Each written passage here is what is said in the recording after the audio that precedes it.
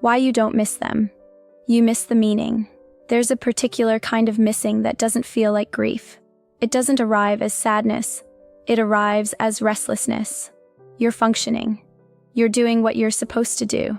Life is moving, at least on the surface. And yet your attention keeps drifting backward. It feels like missing them. But most of the time, it isn't.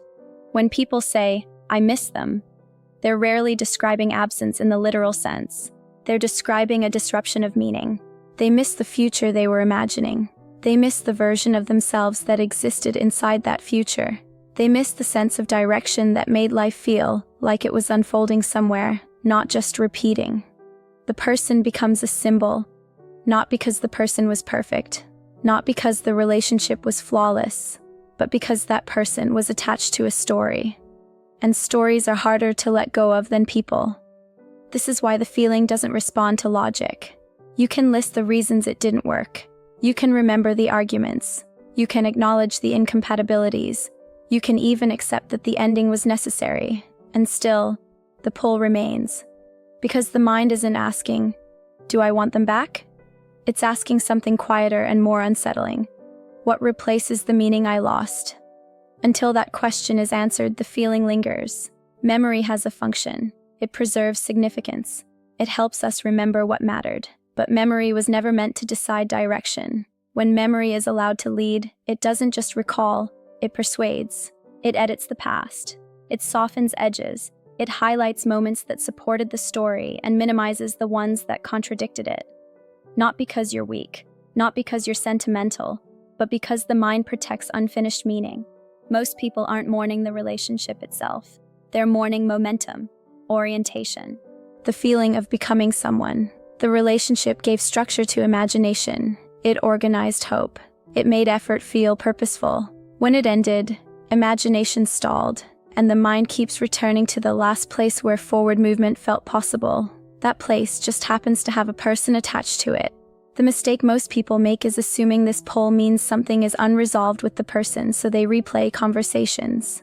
They look for closure. They wonder if one more explanation, one more apology, one more moment of clarity would finally quiet the feeling. But the feeling isn't asking for contact. It's asking for direction.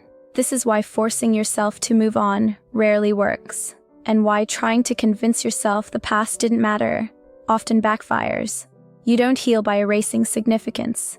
You heal by reassigning it. Here's the shift that changes everything. You don't miss them. You miss what they represented. They represented a future that felt alive. They represented a version of you that felt purposeful. They represented momentum, and momentum, once lost, is deeply uncomfortable to sit without. Meaning doesn't disappear when a relationship ends. It becomes unassigned. Unassigned meaning is restless. It looks for somewhere to go. Until it finds a new structure, the mind keeps returning to the last place where meaning felt organized. This is also why nostalgia feels persuasive. Nostalgia isn't memory, it's selective preservation. It doesn't show you the whole picture. It shows you the parts that supported hope. Again, not because you're weak, but because the mind prefers continuity over uncertainty. What actually helps is quieter than most advice suggests. Instead of asking, "How do I stop missing them?" you begin asking different questions.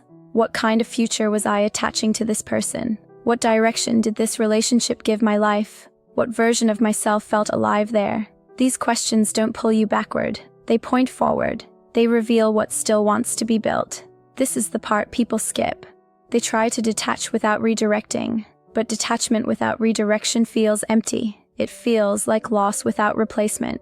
And that's when people relapse emotionally. When meaning begins to rebuild elsewhere, the pull weakens naturally. Not because you fought it, not because you forced yourself to forget, but because your life started moving again. Missing doesn't mean returning. It means something meaningful hasn't been replaced yet.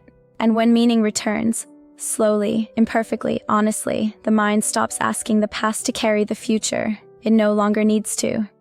There's a moment that arrives quietly, not when the pain is gone, not when the memory disappears, but when your attention starts staying forward without effort. You notice you're planning again, imagining without forcing it, thinking about things that have nothing to do with the past. This is how you know meaning is returning, not as a replacement, not as a replica, But as something new, the past doesn't lose importance. It loses responsibility. It no longer has to explain your future. It no longer has to justify your direction. It becomes information, not instruction. And that's when the longing changes shape. It softens. It quiets. It stops asking to be answered. Because your life is no longer waiting for something behind you to make sense of what's ahead. Meaning has found somewhere else to live, and once it does, the mind lets go without being told to. If this resonated, you can subscribe to Relationship Patterns on YouTube for more reflections.